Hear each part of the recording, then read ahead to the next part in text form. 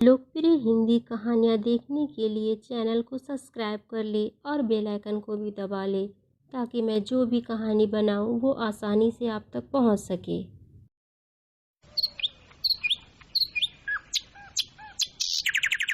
सुंदरवन गांव का रहने वाला सरजू बहुत ही आलसी किस्म का इंसान था। सरजू को सोना बहुत पसंद था। जब भी उसे देखो वह सोया ही रहता था।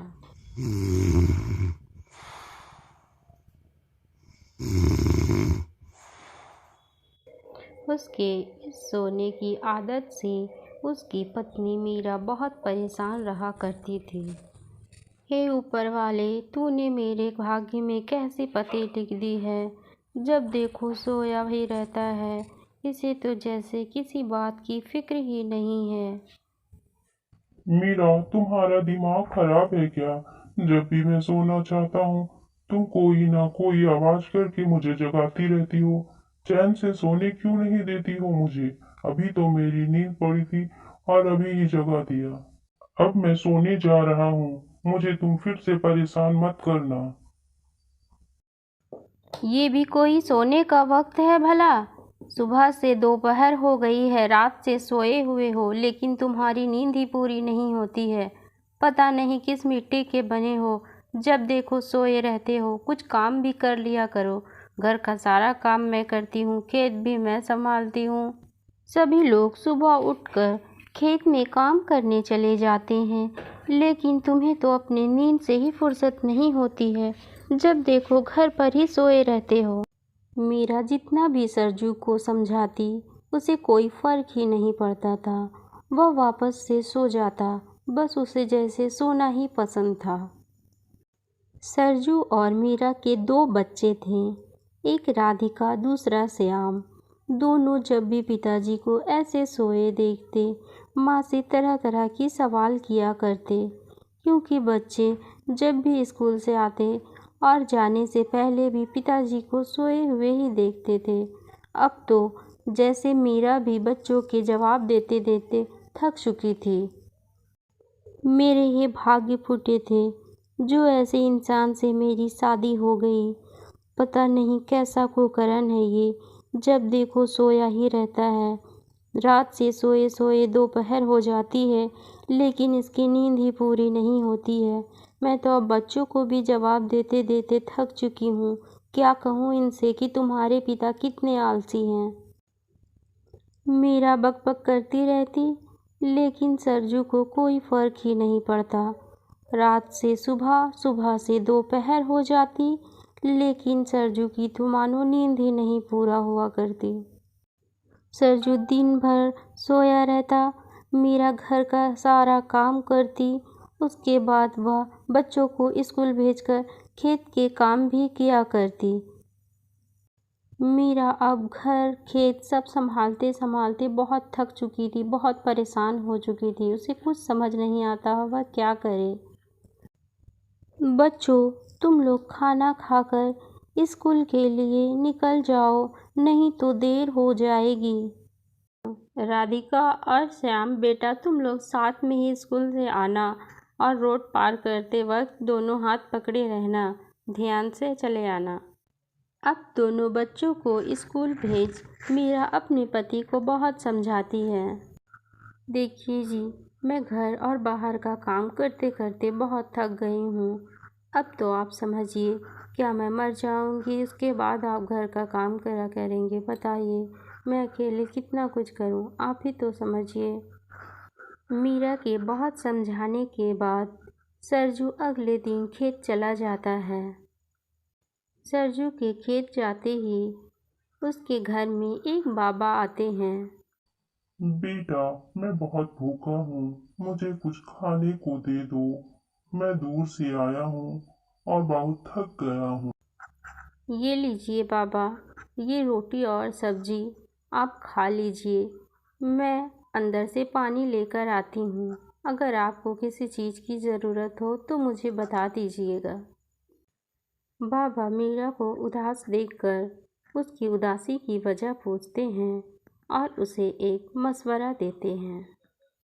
ठीक है बाबा, आपने मुझे जैसा कहा है मैं वैसा ही करूँगी। देखती हूँ ये सुधरते हैं कि नहीं। अब मीरा सरजू के लिए खाना लेकर खेत में जाती है। वहाँ सरजू सोया रहता है। उठिए जी, देखिए मैं आपके लिए खाना लेकर आई हूँ।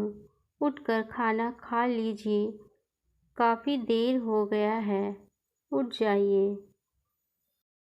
अरे वाह मीरा, तुम कितनी अच्छी हो।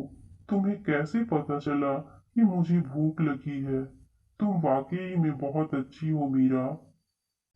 मेरे कुछ कहे बिना ही तुम्हें मालूम हो जाता है कि मुझे भूख लगी है या नहीं। हाँ, मैं सब जानती हूँ। आपको कब भूख लगती है, कब प्यास लगती है, आपको कब क्या चाहिए होता है, मुझे ये सब पता होता है। बस आप ही को नहीं पता कि मुझे क्या चाहिए, मैं क्या चाहती हूँ, ये तो आप जानना ही नहीं चाहते। मैं दिन भर घर का काम करती हूँ, बच्चों को संभालती हूँ, खेत संभालती हूँ, लेकिन आपको इससे कोई फ़र्क नहीं पड़ता है। अब तो मैं थक चुकी हूँ आपको समझाकर, इसलिए मैं कल ही अपने मायके जा रही हूँ। अब आप अपना घर खुद संभालिएगा। मीरा के इतने कहने के बाद भी सरजू को कोई असर नहीं पड़ता। वह सोया रहता है और सोए सोए रात से दोपहर हो जाती है, लेकिन सरजू की आँख नहीं खुलती। जब सरजू दोपहर के बाद उठता है, पूरा घर खाली होता है। वह किचन में देखता है, खेतों में जाकर देखता है, लेकिन मीरा तो खेत में भी नहीं रहती। उसे अब अपने कल की बात याद आ जाती है कि कहीं मीरा अपने मायके तो नहीं चली गई। वह बैठकर यही सोचता रहता है। अब तो सरजू को भी यकीन हो गया था कि ना ही मीरा घर पर है और ना ही खेत में, तो इसका मतलब वह बच्चों को लेकर अपने मायके चली गई है। अब बेचारा सरजू के पास कोई रास्ता नहीं था। वह अपने लिए रोटी बनाता है, जैसे तैसी चली पली रोटी बनती है उसे ही खाता है। उसके बाद वह खेत में काम करने के लिए चला जाता है। आज सरजू सारा काम करता है और थक हार कर घर आता है, लेकिन उसे नींद ही नहीं आती। वह सोचने लगता है कि उसने कितनी बड़ी गलती की है। आज मैंने इतना काम किया, लेकिन भी मुझे नींद क्यों नहीं आ रही है? मेरी पत्नी मीरा मेरी वजह से कितना परेशान हुई है। मैंने उसे बहुत परेशान किया है। अब मुझे सब कुछ समझ आ गया। मैं कल ही उसके घर से उसे ले आऊंगा। अगले दिन सुबह होते ही सरजू अपने ससुराल पहुंच जाता है। नमस्ते माँ जी। नमस्ते दामाद जी, आइए आइए बैठिए। कैसे आना हुआ? लगता है आप मीरा को लेने आए हैं।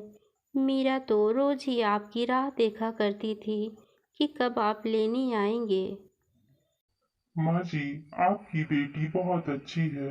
मैंने उसके साथ बहुत गलत किया है। मेरी आलस की वजह से उसने बहुत कुछ सहा है, लेकिन अब मुझे सब कुछ समझ आ गया। मैं अब कभी भी इतना परेशान नहीं करूँगा। अब सरजू को अपनी गलती का एहसास हो जाता है, इसलिए वह अपने बच्चों और बीवी को लेकर घर आ जाता है और खुशी खुशी रहने लगता है। अब मीरा घर और बच्चे संभाला करती और सरजू बाहर के काम किया करता था।